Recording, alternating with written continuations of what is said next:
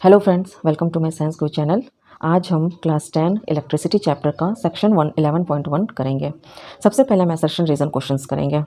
तो इसमें हम देखते हैं, पहला क्वेश्चन है, मैं ये बोलना चाहूँगी कि ये सारे क्वेश्चंस जो हैं वो आपके सिलेबस को थॉरोली कंप्लीट करता है। मैं आपको ये बता दूँ कि ये सारे क्वेश्चंस के आपको PDF भी मिल जाएंगे और ये PDF जो है वो प्रीमियम है। डिस्क्रिप्शन में मेरा व्हाट्सएप ग्रुप का लिंक है, आप उस ग्रुप को ज्वाइन करके मुझसे कोई भी जो आपके डाउट होंगे वो आप क्लियर कर सकते हैं। ठीक है, इस PDF के रिगार्डिंग आप मुझे उस व्हाट्सएप ग्रुप पे मैसेज कर सकते हैं। तो चलिए क्वेश्चन की तरफ देखते हैं। क्वेश्चन है हमारा, सबसे पहला क्वेश्चन है assertion electric current flows through a conductor when electric charges move। Reason है electric current is the rate of flow of electric charges। तो इसका आंसर क्या होगा? आंसर होगा हमारा A, that is both assertion and reason are true and reason is the correct explanation of assertion। Explanation में देखिए क्या होगा, electric current is the flow of electric charges per unit time. Electric current को अगर हम एक तरह से डिफाइन करें तो इस तरह से भी कर सकते हैं कि it is the flow of electric charges per unit time. अब देखते हैं क्वेश्चन नंबर 2। असर्शन है a torch bulb close only when the switch is on. ठीक है, एक टॉर्च बल्ब जो है वो तभी ग्लो करता है जब हम स्विच को ऑन करते हैं। रीज़न है the switch completes the conducting path of the circuit. Switch जो है वो जो सर्किट है उसका जो कंडक्टिंग पाथ है उसको कंप्लीट करता है। तो हमारा आंसर क्या होगा? हमारा आंसर होगा A, that is both assertion and reason are true and reason is the correct explanation of assertion. Explanation क्या होगा? A switch completes the circuit, एक स्विच जो है सर्किट को कंप्लीट करता है and allowing current to flow and the bulb to glow. तो current को अलाउ करता है कि वो फ्लो करे एंड जिसके वजह से बल्ब ग्लो करता है। Question number 3, a broken circuit does not allow current to flow. एक ब्रोकन सर्किट जो है वो करंट को तो फ्लो नहीं होने देता है, ये हमें पता ही है। Reason electric current requires a continuous closed path. तो बात जो कि सही है, तो हमारा आंसर क्या होगा? Both assertion and reason are true and reason is the correct explanation of assertion. One line explanation में हम देख सकते हैं current flows only through a continuous closed conducting path. Current जो है वो सिर्फ और सिर्फ क्लोज्ड कंडक्टिंग पाथ में ही फ्लो करता है, ये हमें पता है। क्वेश्चन नंबर 4 देखिए, electric current is measured in coulomb. Electric current को कूलम में मेजर किया जाता है। रीज़न जो है हमारा ये है कि coulomb is the SI unit of electric charge. Electric charge का जो SI यूनिट है वो कूलम है। तो हमारा करेक्ट आंसर क्या होगा? करेक्ट आंसर डी होगा। डी मतलब असर्शन फॉल्स है एंड रीज़न इज ट्रू। ठीक है, डी का मतलब ये है कि assertion false and reason is true. Assertion क्यों फॉल्स है? एक्सप्लेनेशन में देखिए, current is measured in ampere. Current जो है वो एम्पियर में मेजर होता है। असर्शन में क्या दिया हुआ है? Electric current is measured in coulomb. ठीक है, तो कूलम रॉन्ग होगा। कूलम जो होता है वो इलेक्ट्रिक चार्ज का SI यूनिट होता है और करंट का जो है वो SI यूनिट होता है एम्पियर। तो हमारा आंसर इसमें डी होगा। ठीक है, next question number 5, electrons assertion electrons are responsible for current in metallic conductors. Metallic conductors में जो करंट होता है उसका रिस्पॉन्सिबल कौन होता है? इलेक्ट्रॉन्स होता है। और रीज़न है electron carry negative charge and move through the conductor. ठीक है, इलेक्ट्रॉन्स के पास नेगेटिव चार्ज होता है वो तो सही है, and move through the conductor वो भी सही है। तो आंसर हमारा ए होगा, both assertion and reason are true and reason is the correct explanation of assertion. Explanation में देखते हैं, मेटालिक कंडक्टर्स में moving electrons are responsible for electric current. ठीक है, मूविंग इलेक्ट्रॉन्स जो है वो इलेक्ट्रिक करंट के लिए रिस्पॉन्सिबल होता है। क्वेश्चन नंबर 6 देखते हैं, असर्शन है हमारा, conventional current flows in the same direction as electron flow. क्या बोला जा रहा है कि कन्वेंशनल करंट जो होता है वो सेम डायरेक्शन में फ्लो करता है जैसे कि इलेक्ट्रॉन फ्लो करता है। रीज़न है हमारे electrons are negatively charge particles. तो इलेक्ट्रॉन तो नेगेटिवली चार्ज पार्टिकल्स होता ही है। हम देखते हैं इसका आंसर क्या होता है? आंसर डी होगा। डी का मतलब है असर्शन फॉल्स है एंड रीज़न इज ट्रू।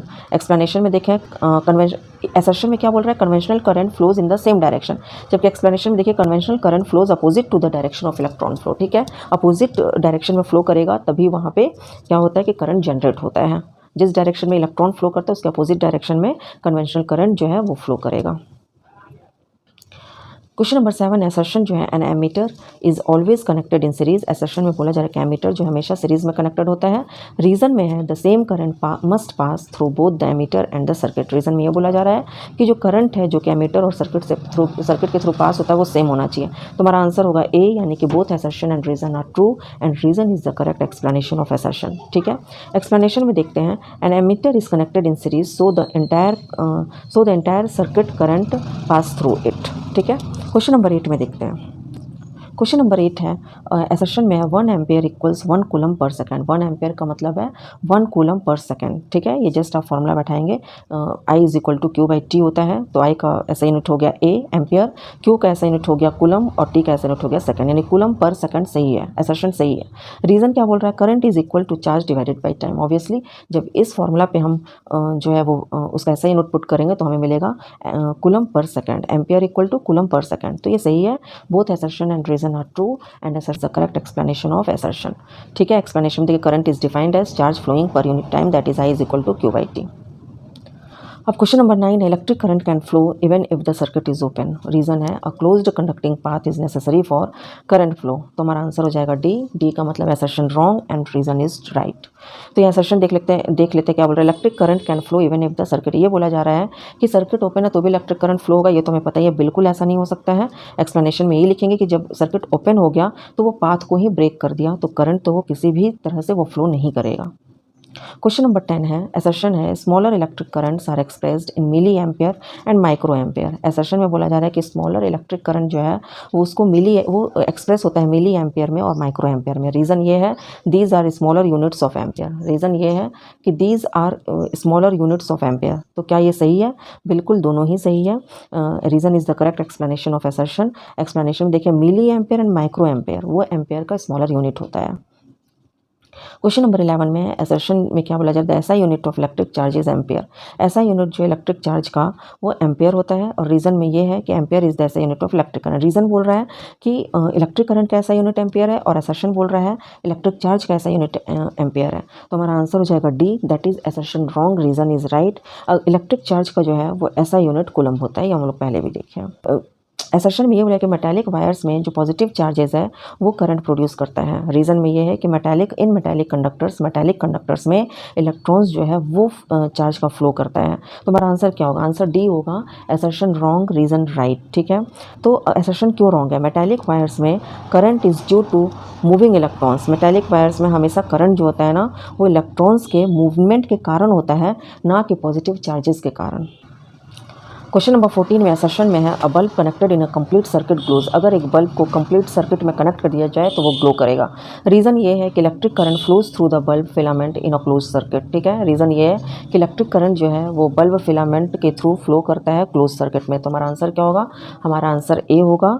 ठीक है, ए मतलब both assertion and reason are true and reason is the correct explanation for assertion. ठीक है, एक्सप्लेनेशन में देखेंगे a bulb glows because current passes through its filament in closed circuit. एक bulb जो है वो ग्लो करता है, क्यों?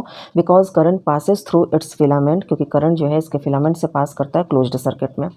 क्वेश्चन नंबर 15 है a cell provides the flow of electric charges. Assertion question number 15 में असर्शन में है a cell provides the flow of electric charges. ठीक है, एक सेल जो है वो उसमें इलेक्ट्रिक चार्जेस का फ्लो होता है। रीज़न में है a cell is the source of electrical energy in the circuit. Reason में ये है कि एक सेल जो है वो सोर्स है किसका? इलेक्ट्रिक एनर्जी का। किसी भी सर्किट में सेल जो है वो इलेक्ट्रिकल एनर्जी का सोर्स है। तो हमारा आंसर क्या होगा? आंसर ये होगा, both assertion and reason are right and reason is the correct explanation for assertion. Explanation है, एक्सप्लेनेशन ये है कि a cell supplies electrical energy that causes charges to move. एक सेल जो है वो इलेक्ट्रिकल एनर्जी सप्लाई करता है जिससे कि चार्ज जो है वो मूव कर सके। क्वेश्चन नंबर 16 है, असर्शन में है if the current remains constant increasing time increases the charge transferred. अगर करंट को कांस्टेंट रख दिया जाए तो अगर हम टाइम को इंक्रीज़ करेंगे, ठीक है, जैसे ही टाइम को इंक्रीजिंग टाइम, अगर हम टाइम को इंक्रीज़ करते हैं तो वो जो चार्ज ट्रांसफ़र हो रहा है वो भी इंक्रीज़ हो जाएगा। रीज़न बोल रहा है charge is directly proportional to time. Charge जो है वो डायरेक्टली प्रोपोर्शनल होता है टाइम के।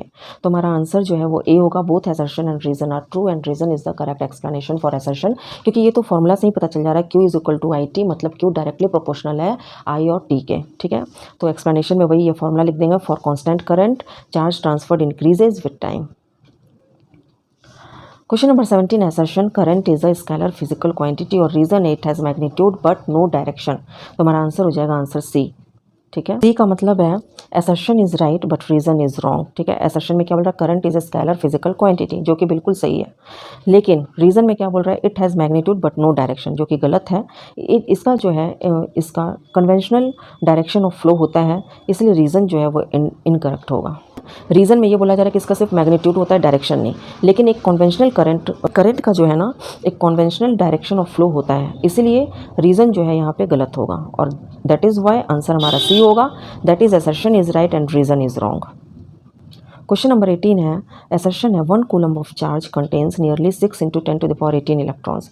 असर्शन में है कि 1 कूलम्ब ऑफ चार्ज में nearly 6 into 10 to the power 18 electrons होता है। और रीज़न है हमारा charge on 1 electron is 1.6 into 10 to the power minus 19 coulomb. Reason ये है कि एक इलेक्ट्रॉन में जो चार्ज है वो है 1.6 into 10 to the power minus 19 coulomb. तो हमारा आंसर होगा A, that is both assertion and reason are true and reason is the correct explanation for assertion. देख लेते हैं एक्सप्लेनेशन में। Since 1 electron has a charge of, एक electron का जो चार्ज है वो 1.6 into 10 to the power minus 19 coulomb है एंड 1 कूलम्ब जो है, 1 कूलम्ब जो है उसमें 6 into 10 to the power 18 electrons होते हैं। क्वेश्चन नंबर 19 है, असर्शन है current in an electric circuit conventionally flows from the positive terminal to the negative terminal. ठीक है, करंट जो है किसी भी इलेक्ट्रिक सर्किट में वो पॉजिटिव से नेगेटिव फ्लो करता है करंट, लेकिन इलेक्ट्रॉन्स जो होता है, चूंकि ई नेगेटिव हम लिखते हैं, इलेक्ट्रॉन के ऊपर नेगेटिव चार्ज होता है, इसलिए वो नेगेटिव से पॉजिटिव टर्मिनल की ओर फ्लो करेगा। ठीक है, करंट पॉजिटिव से नेगेटिव जाएगा और इलेक्ट्रॉन्स जो है वो नेगेटिव से पॉजिटिव की तरफ जाएगा। तो रीज़न यहाँ पे क्या दे रहा है, conventional current is defined opposite to the direction of electron flow. ठीक है, अभी मैं बताइए इलेक्ट्रॉन के ऊपर, चूंकि इसको याद रखने का यही तरीका कि ई नेगेटिव होता है तो इट मीन्स वो नेगेटिव से पॉजिटिव की ओर फ्लो करेगा।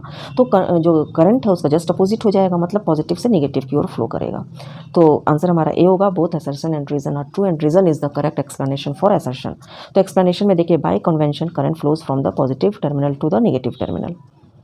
क्वेश्चन नंबर 20 है, असर्शन में the electric circuit shown in NCERT is a close circuit. ठीक है, इलेक्ट्रिक सर्किट एनसीईआरटी में देखना वो वहाँ पे क्लोज्ड सर्किट की तरह दिखा रहा है।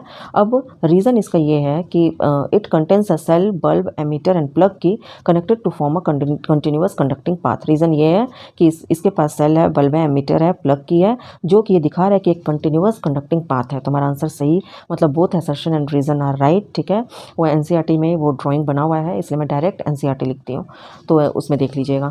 तो हमारा आंसर यही होगा कि both assertion and reason are true and reason is the correct explanation for assertion.